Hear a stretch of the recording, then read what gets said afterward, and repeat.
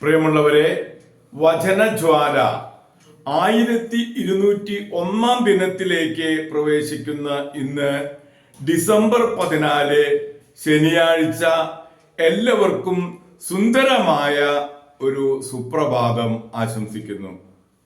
ആഗോള കത്തോലിക്ക സഭയിൽ ഇന്ന് വേദപാരംഗതനായ കുരിശിന്റെ വിശുദ്ധ യോഹന്നാനെ അനുസ്മരിക്കുന്ന ദിവസമാണ്. ഇന്നത്തെ ദിവസത്തെ വചനവായനയിൽ ജോബിന്റെ പുസ്തകം 33 അധ്യായം 1 മുതൽ 12 വരെയുള്ള തിരുവാക്യങ്ങളാണ് നാം ശ്രവിക്കുക. ഏലിഹു ജോണിനെ കുറ്റപ്പെടുത്തുന്നു.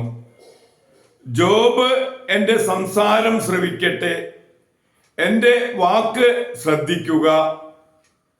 ഇതാ ഞാൻ വാ തുറക്കുകയും എന്റെ നാവ് സംസാരിക്കുകയും ചെയ്യുന്നു. എന്റെ ഹൃദയത്തിന്റെ നിഷ്കളങ്കതയെ എന്റെ വാക്ക് പ്രഖ്യാപിക്കുന്നു. എന്റെ അധരം സത്യസന്ധമായി സംസാരിക്കുന്നു. ദൈവ ചൈതന്യം എന്നെ സൃഷ്ടിച്ചു. സർവശക്തന്റെ ശ്വാസം എനിക്ക് ജീവൻ തന്നു. കഴിയുമെങ്കിൽ എനിക്ക് മറുപടി നൽകുക. നിന്റെ വാദം ഒരുക്കി വെക്കുക, തയ്യാറാവുക. നിന്നെപ്പോലെ ഞാനും ദൈവത്തിനുള്ളതാണ്. ഞാനും ഒരു കളിമൺ കട്ട കൊണ്ട് നിർമ്മിക്കപ്പെട്ടവനാണ്. എന്നെ നീ ഭയപ്പെടേണ്ടതില്ല. ഞാൻ നിന്റെ മേൽ ദുസ്സഹമായ സമ്മർദ്ദം ചൊലുത്തുകയുമില്ല. ഞാൻ കേൾക്കെ നീ സംസാരിക്കുകയും നിന്റെ വാക്കുകളുടെ സ്വരം ഞാൻ ശ്രവിക്കുകയും ചെയ്തു.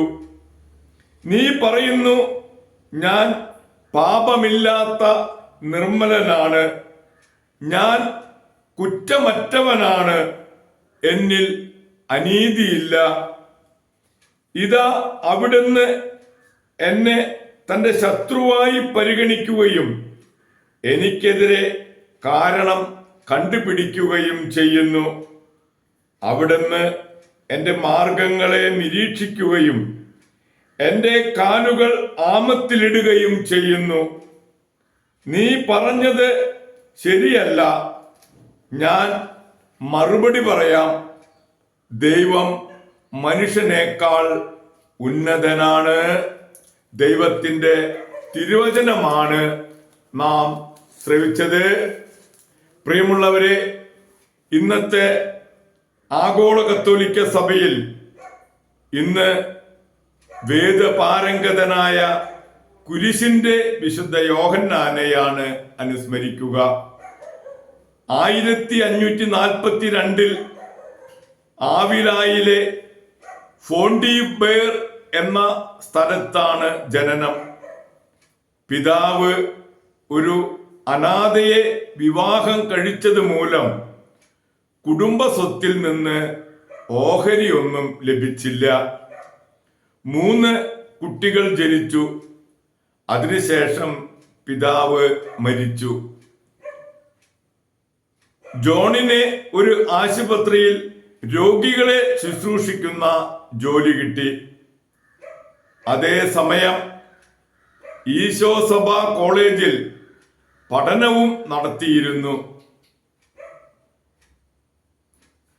21 വയസ്സിൽ ദൈവമാതാവിനോടുള്ള ഭക്തിയാൽ കർമ്മലീത്ത ആശ്രമത്തിൽ ഒരു അൽമായ സഹോദരനായി ചേർന്നു.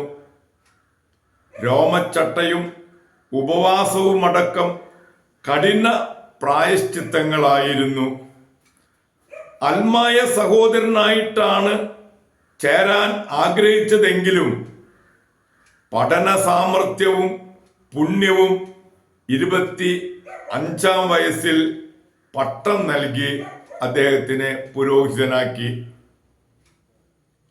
കഠിന നിയമങ്ങളുള്ള കാർത്തൂസിയൻ സഭയിലേക്ക് പോകാൻ ആലോചിച്ചെങ്കിലും ത്രേസ്യ പുണ്യവതിയുടെ നിർബന്ധം മൂലം നിഷ്പാതുക കർമ്മലീത്ത സഭയുടെ ആദ്യ പ്രയോരായി. അവിടുത്തെ നവീകരണങ്ങൾ അദ്ദേഹത്തെ ഒരു പാഷണ്ഡിയായി ചിത്രീകരിച്ചത് 9 മാസം കാരാഗ്രഹവാസത്തിലെത്തിച്ചു. റൊട്ടിയും ചാളയും വെള്ളവും മാത്രമായിരുന്നു ഭക്ഷണം. അങ്ങനെ കുരിശിന്റെ യോഹന്നാൻ എന്ന നാമം അന്വർത്ഥമാക്കി. ഒരുപാട് സഹനങ്ങൾ ഏറ്റുവാങ്ങി എല്ലാം യേശുവിനെ പ്രതി സഹിച്ചു. കർമ്മല മലകൾ കയറ്റം, ആധ്യാത്മിക കീർത്തനം, ആത്മാവിന്റെ ഇരുണ്ട രാത്രി എന്നീ 3 ഗ്രന്ഥങ്ങളും ദൈവവും ആത്മാവും തമ്മിലുള്ള ഐക്യത്തെ പ്രതിപാദിക്കുന്നവയാണ്. 49-ാം വയസ്സിൽ പ്രസ്തുത ഐക്യം സ്ഥിരമായി പ്രാപിച്ചു. യോഹന്നാൻ കുരിശിന്റെ യോഹന്നാനായി ദൈവസന്നിധിയിലേക്ക് വിളിക്കപ്പെട്ടു. പ്രിയമുള്ളവരെ, കുരിശിന്റെ വിശുദ്ധ യോഹന്നാന്റെ മാധ്യസ്ഥം യാചിച്ച് ഇന്നത്തെ ഈ നല്ല ദിവസത്തിലേക്ക് നമുക്ക് പ്രവേശിക്കാം. എല്ലാവർക്കും നല്ല ഒരു ശനിയാഴ്ച ദിവസം കൂടി ആശംസിക്കുന്നു.